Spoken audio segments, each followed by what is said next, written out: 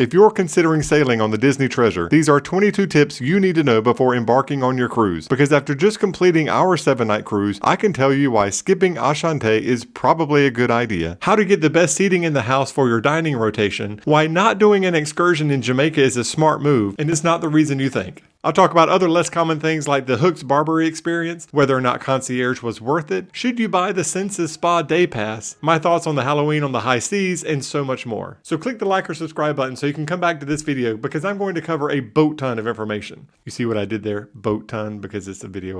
If you've already booked your sailing and you want good seating for your dining, you have to make your request known before you sail. Get on the Disney Cruise Line app as soon as you book and let them know what your seating preferences are. You can choose by the stage, by a screen, or private seating. Only one of the restaurants has screens and they're everywhere, so I wouldn't worry about that one. If being seated at a private table is super important to you, then yes, select that one, because if you're traveling as a couple or perhaps a couple and a child, you likely will share a table with another couple. But if sitting close to the stage is important, and I recommend that because you can interact with the characters, not a lot, I'm talking fist pumps and things like that, then select that one. It clearly doesn't guarantee it, but you likely won't get it unless you let them know. And speaking of dining, what rotation should you choose? Okay, as I'm editing the video, I realized I forgot to talk about laundry on the Disney Treasure. Doing laundry was actually not that bad of an experience. I was surprised by how many machines they had. They were small, but they had quite a few. And you would actually get a text message when your machine was done. That came in real handy. They also had plenty of irons and boards just in case your formal night clothes got wrinkled in travel. We'll definitely pack less next time after having this experience. Okay, so back to editing the video. And speaking of dining, what rotation should you choose? I recommend asking for COCO or Marvel on day 1 because those have 2 nights of interactive entertainment. Because it's a 7-day cruise with 3 restaurants, the restaurant that you eat at on the first night will be the same as the last night on the ship, which is also where you'll eat breakfast on disembarkation day. Essentially, the day 1 restaurant will be where you eat 4 times. And considering the 1923 restaurant has no singing, there's no superheroes, it's definitely the most boring restaurant to have to eat at 4 times, so I wouldn't request that one on day 1. The other important thing you need to do before you set foot on the ship is smartly select your excursions. And I encourage you, especially if you're on the Western Caribbean, not to do the excursion in Jamaica, and I'll tell you why in just a moment. Now let's talk about an aspect of the cruise that was disappointing, and I'm sure I'm going to catch a lot of hate on this, but it was the Halloween on the high seas. If you disagree, leave why in the comments so other people can get a different perspective. But honestly, I feel like they put just enough effort into it so as to not call it an afterthought. The trick-or-treating was essentially 5 stations all on deck 11, and spreading 4,000 people along those stations meant the lines were pretty long and slow moving. I was, however, excited about the dance party with Oogie Boogie, but it was for only 30 minutes, and worst of all, he left after about 15 minutes and you're left with just a couple of Disney employees. He did us real dirty for that dance party, and in hindsight, like a true Disney villain. So respect. But getting your picture with Oogie Boogie, now that was pretty cool. There was an adult costume contest, but it occurred at the same time as the dance party, so it was hard to do both. And that was pretty much it. And for the theming, it was just the tree, and they painted some villains in the portholes. It looked like somebody was literally up there with a magic marker at the very last minute. Nothing on the deck changed. There were no hallway decorations.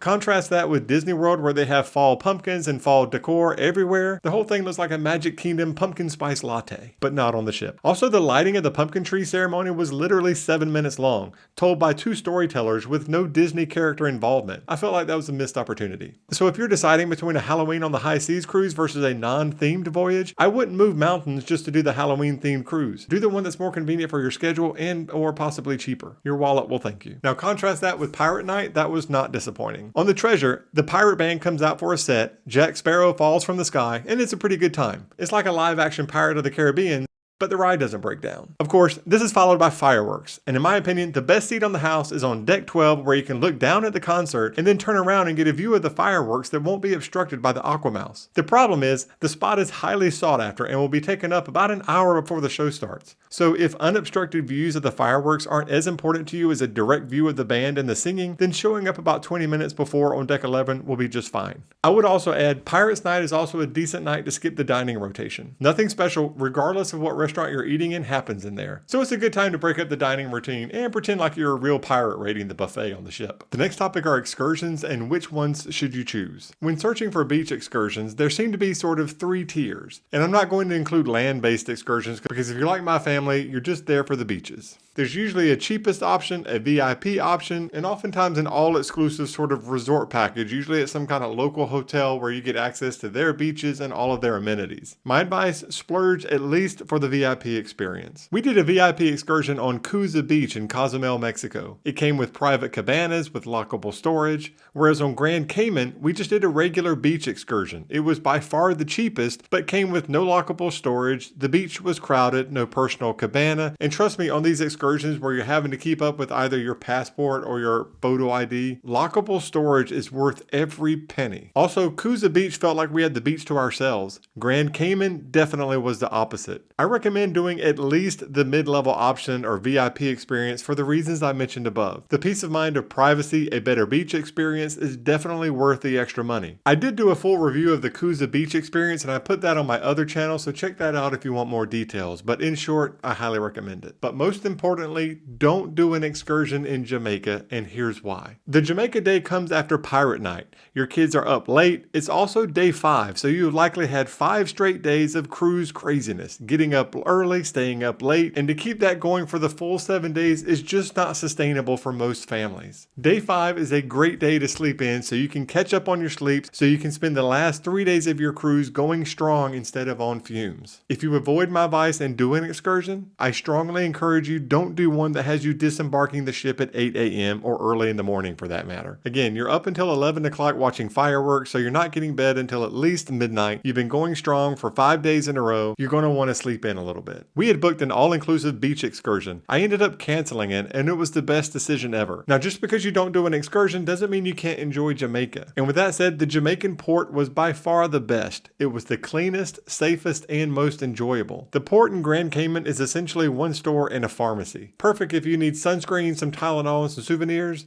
but that's about it. The port in Cozumel isn't terrible. There's plenty of shopping, but not nearly as clean as Jamaica, and the people manning the storefronts at Cozumel can sometimes be slightly uncomfortably aggressive. So sleep in for Jamaica, avoid the excursion, but definitely check out the port. Also consider giving love to the markets in the center versus the brick and mortar stores at the periphery of the port. The center market stores are Jamaican owned, the periphery one are definitely not. So consider buying and supporting the local residents, or as they say in Jamaica, buy my stuff, man. Before we talk about the Echante premium dining experience, some rapid fire tips. Bring enough cash to tip people. And I'm not talking about the Disney employees. I'm talking about the porters for your luggage on arrival, people on the beach for your excursions, the drivers that take you to and from the ship. Dollars are accepted everywhere, so no need to worry about exchanging currency. And if you want to rent a jet ski on Grand Cayman Island, the later the day gets, the more flexible they are with the pricing. Trust me. We didn't need water shoes in Cozumel, Caymans, or Castaway. They weren't rocky at all. Take some sandals and you'll be fine. Okay, now it's time to talk about the premium dining experience that you have to pay an additional fee for, Echante. This experience was bananas. First, the positive. The view was awesome, and you might even get lucky like we did and see a pod of dolphins jumping around as you sail by. But the experience as a whole, look, in case it's not painfully obvious by my accent, I'm a simple man from the South. When you start bringing out geographically specific salt to be sprinkled on our food using the world's tiniest spoon, you've lost me. Then the sommelier comes out during several of the courses, offering pairing options describing the wines in terms I don't even understand. This has hints of fine nuts and barley picked by Italian virgins off the countryside in the 1860s.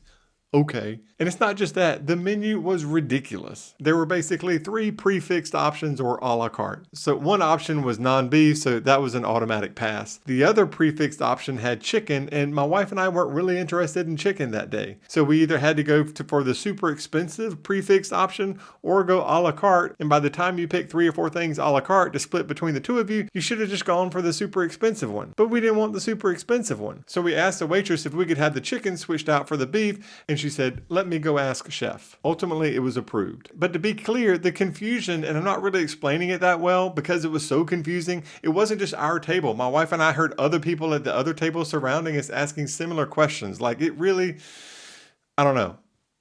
Maybe that's how they eat at super fancy restaurants, so if you eat there on a regular basis, maybe it makes sense. In the end, the meal cost us an extra $550. Look, the food was good. There wasn't a single bite of the food that I didn't enjoy. And if you're a foodie, I'm sure it'll blow your mind. So for me, it's not really worth the money. Heck, my watch doesn't even cost $550. I would much rather have a new watch than to sprinkle salt on my food again using a spoon made for calico critters. It's just perspective. The next topic is, should you buy the Senses Spa Pass or not? In short, if you're concierge, then no. And we were concierge this trip, and I'll tell you in a moment if it was worth it or not. But if you're not concierge like most people, then I strongly recommend it. When we toured the Senses Spa on day one, they spoke about the quiet, relaxing areas, the hot tubs, the sun deck, and it seemed like there was a lot of redundancy between what concierge offers and Senses offers, especially like your private deck, your hot tub, so we decided not to. But if you're not concierge, I would consider the Senses Pass almost like getting discounted concierge perks. They have saunas, cold rooms, quiet spaces, which is a major win. So I definitely recommend the day passes just to have an area where you know you can escape the noise and chaos of the ship when desired. The next thing people are probably going to disagree with me about is the play Moana is probably more FOMO than awesome. If you read the message boards, the play is the best thing since sliced bread. Everywhere you go, you hear how you should line up super early to get a good seat. Well, we got a good seat, and I have to say, meh.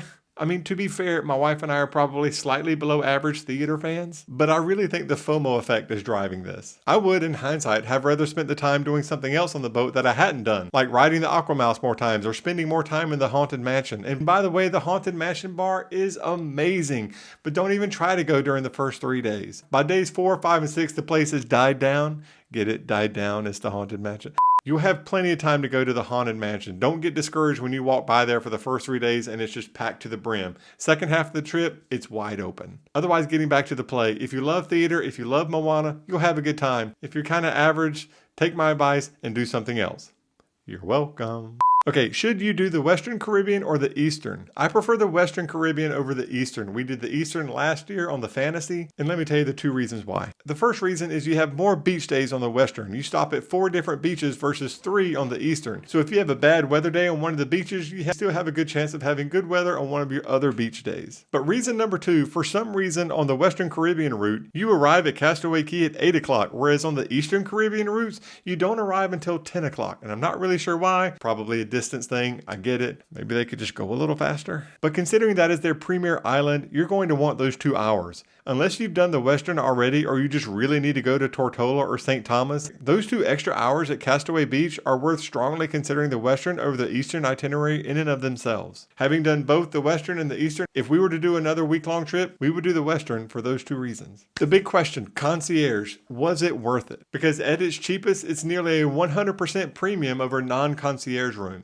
Look, there's almost a 0% chance of getting a cabana on Castaway Cay if you're not concierge. So if you want a cabana, if you want to have early access to the shows, if you want unlimited evening alcohol, if you want to get on and off the ship before everyone else does to avoid the chaos, if you want to be guaranteed your desired dining rotation, if you want an amazing room, if you want an entire area of the ship that is just for concierge guests that will almost always be nearly empty of people, that also has unlimited sushi, snacks, sweet treats, hot bar, then the answer is, of course, concierge is completely worth it. A significant portion of the time, the cruise deck is going to be chaotic. The concierge lounge is completely the opposite, and that alone for me is worth the upgrade cost in my opinion. But the reality is those things are only a fraction of what the entire cruise ship has to offer, so if those things aren't super appealing to you, you're going to have a good time non-concierge as well. I will say though, objectively, this was our 5th Disney cruise, 4th cruise that was concierge. Our least fun experience on a Disney cruise was when we did the Wish and we were not concierge, so we kind of think it's worth it. The last thing I'll talk about is the Hooks Barbary experience. My daughter had a birthday during the trip, so she and my wife did a mani-pedi thing to kind of celebrate, so while they were doing that, my son and I chose to go get haircuts. In the experience, I mean, it was fine. They will definitely try real hard to sell you some expensive bourbon while you're there. The haircut experience itself, yeah, it was fine. It was a haircut. I wouldn't make a hard reservation for it, but I'm talking to the guys here. If the girls in your group are off doing their thing, shopping, mani-pedi, Senses Spa, the Hooks Barbary is a good male alternative. I hope this video helps you, and if you can't tell, the video topics on my channel are incredibly random, so consider subscribing, and I'll see you next time.